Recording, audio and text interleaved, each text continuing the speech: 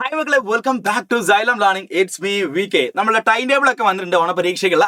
അപ്പോൾ ഓണം എക്സാമിന് നിങ്ങൾ പഠിച്ചു തുടങ്ങിയവരാണോ, അല്ലെങ്കിൽ ഇതുവരെ ഒന്നും പഠിച്ചു തുടങ്ങിയിട്ടില്ലേ എന്നുള്ളത് ജസ്റ്റ് കമന്റ് ബോക്സിൽ കമന്റ് ചെയ്യുക. അപ്പോൾ മക്കളെ, നമ്മൾ ബിസിനസ് സ്റ്റഡീസിലേക്ക് വന്നു കഴിഞ്ഞാൽ നമുക്ക് 5 പ്രധാനപ്പെട്ട ചാപ്റ്റേഴ്സ് ആണ് പഠിക്കാനുള്ളത് ഓണം എക്സാമിന്.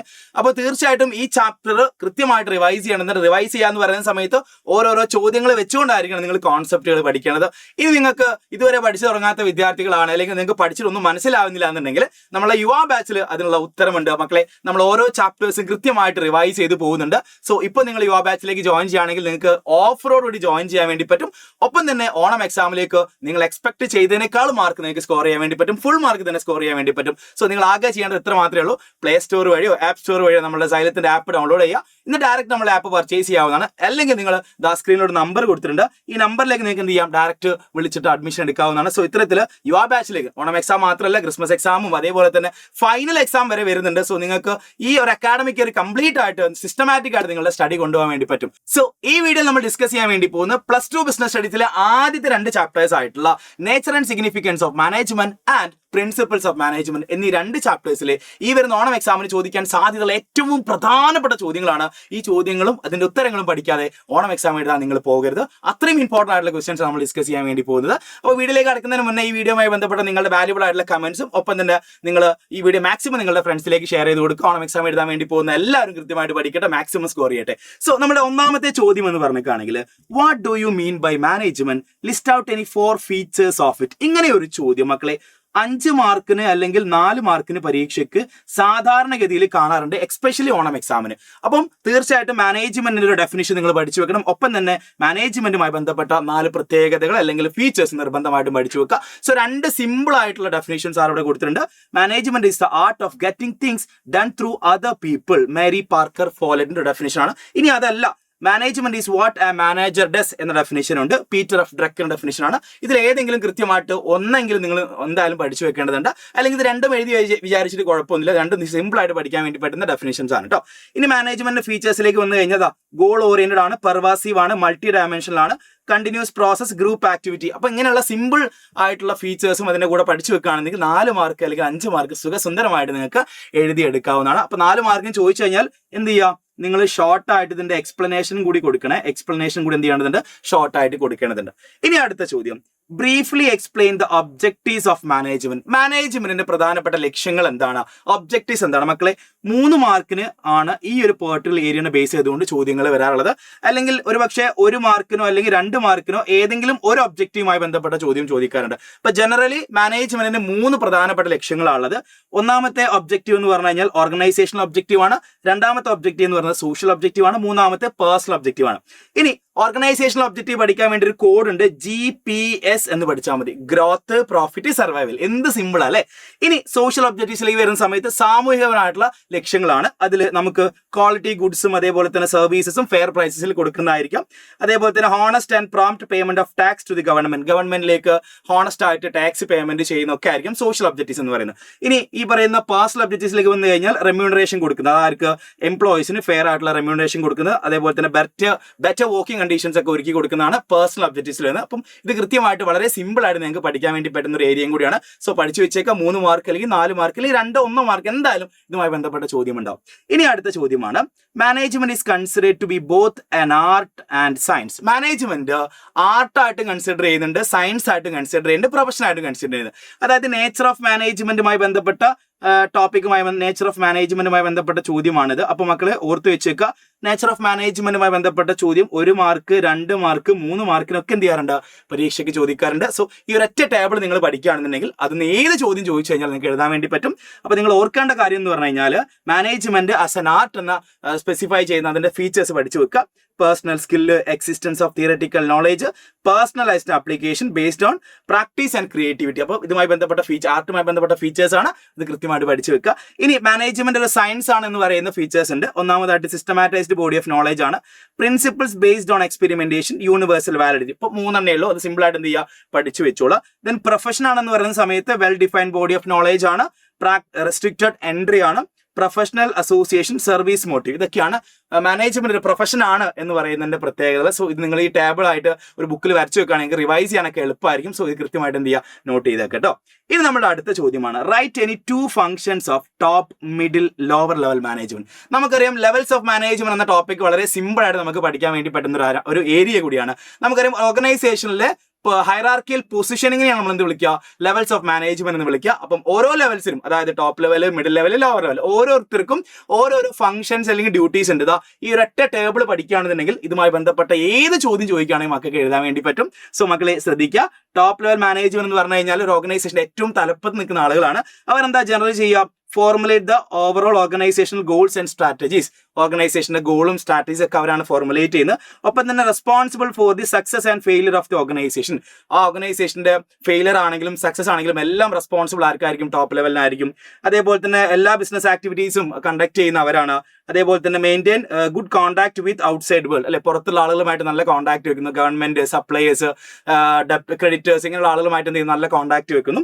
അതേപോലെ തന്നെ ഡിപ്പാർട്ട്മെന്റുമായി ബന്ധപ്പെട്ട ആക്ടിവിറ്റീസ് കോർഡിനേറ്റ് ചെയ്യുന്നു. ഡിപ്പാർട്ട്മെന്റൽ ഹെഡ്മാരെ നിയമിക്കുന്ന ഒക്കെ ടോപ്പ് ലെവൽ മാനേജ്മെന്റ് ആണ്. ഇതിന് അടുത്തത് മിഡിൽ ലെവൽ മാനേജ്മെന്റിലേക്ക് വന്നു കഴിഞ്ഞാൽ link between top level and middle level. Middle level മാനേജ്മെന്റും ലോവർ ലെവൽ മാനേജ്മെന്റുമായിട്ട് ഒരു ലിങ്ക് ക്രിയേറ്റ് ചെയ്യുന്ന ആളുകളാണ് മിഡിൽ ലെവൽ മാനേജ്മെന്റ് എന്ന് പറയുന്ന സമയത്ത് ടോപ്പ് ലെവൽ മാനേജ്മെന്റും ലോവർ ലെവൽ മാനേജ്മെന്റും തമ്മിൽ ഒരു ലിങ്ക് ക്രിയേറ്റ് ചെയ്യുന്ന ആളുകളാണ് ഈ പറയുന്ന മിഡിൽ ലെവൽ മാനേജ്മെന്റ്. ഇനി അടുത്ത, they are responsible for the implementing and controlling plans and strategies developed by top management. Top management develop ചെയ്തിട്ടുള്ള അല്ലെങ്കിൽ ഫോർമുലേറ്റ് ചെയ്തിട്ടുള്ള പ്ലാൻസും പോളിസീസും ഒക്കെ ഇംപ്ലിമെന്റ് ചെയ്യുന്ന ആരാണ്, ഈ പറയുന്ന മിഡിൽ ലെവൽ മാനേജ്മെന്റ് ആയിരിക്കും. ഇനി അടുത്തത്, ensure that there department has the necessary staff. അവർക്ക് കൃത്യമായിട്ടുള്ള നെസസറി ആയിട്ടുള്ള സ്റ്റാഫുകൾ ഉണ്ട് എന്നുള്ള കാര്യം എൻഷുർ ചെയ്യുന്നു. ഡിപ്പാർട്ട്മെന്റിൽ ഡിസിഷൻസ് എടുക്കുന്നു. അതേപോലെ തന്നെ അവർ ലോവർ ലെവലിൽ വർക്ക് ചെയ്യുന്ന എംപ്ലോയീസിനെ മോട്ടിവേറ്റ് ചെയ്യുന്നു, കൃത്യമായിട്ട് കൺട്രോൾ ചെയ്യുന്നു, റിവ്യൂ ചെയ്യുന്നു, അവരുടെ പ്രശ്നങ്ങൾ പരിഹരിക്കുന്നു. അതേപോലെ തന്നെ ലോവർ ലെവലിലെ പ്രോബ്ലംസ് അല്ലെങ്കിൽ ഗ്രീവൻസസ് ഒക്കെ ടോപ്പ് ലെവലിലേക്ക് എന്ത് ചെയ്യുന്നു, കൃത്യമായിട്ട് കമ്മ്യൂണിക്കേറ്റ് ചെയ്യുന്നു. ഇങ്ങനെ കൃത്യമായിട്ടുള്ള ഒരുപാട് ഡ്യൂട്ടീസ് അല്ലെങ്കിൽ ആക്ടിവിറ്റീസ് അല്ലെങ്കിൽ ഫംഗ്ഷൻസ് ആണ് ആർക്കുള്ളത്, മിഡിൽ ലെവൽ മാനേജ്മെന്റിന് ഉണ്ടത്. ഇനി അടുത്ത് ലോവർ ലെവൽ മാനേജ്മെന്റിലേക്ക് വന്നു കഴിഞ്ഞാൽ direct contact with work force, അതായത് എംപ്ലോയീസുമായിട്ട് വർക്ക് ഫോഴ്സുമായിട്ട് ഡയറക്റ്റ് കോൺടാക്ട് ഉള്ള ആളുകളാണ് lower level management. Then they serve as a link between the workers and middle level managers.